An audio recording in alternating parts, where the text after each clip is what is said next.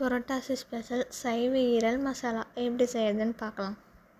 150 gram பச்சை பயிறு எடுத்து தண்ணியில் வாஷ் பண்ணிட்டு ஓவர் நைட் ஊற வச்சுக்கலாம். இது நம்ம முன்னாடி நாள் நைட்டு ஊற வச்சு பச்சை பயிறு நல்லா ஊறிருக்கு. இது ஒரு மிக்ஸி ஜாரில் மாற்றி நல்லா ஃபைன் பேஸ்ட்டாக அரைச்சிக்கலாம்.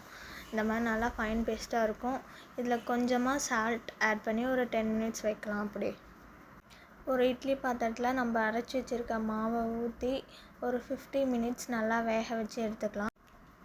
அப்புறம் ஒரு கடாயில் எண்ணெய் விட்டு நமக்கு தேவையான ஸ்பைசஸ்லாம் ஆட் பண்ணிக்கலாம்.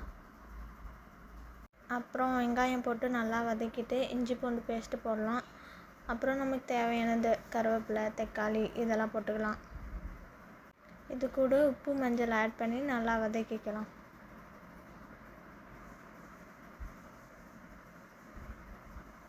இது மாதிரி நல்லா வதங்கினதும் நமக்கு தேவையான மசாலாஸ்லாம் ஆட் பண்ணிக்கலாம். இந்த மாதிரி நல்லா தொக்கு கன்சிஸ்டன்சிக்கு வரும்.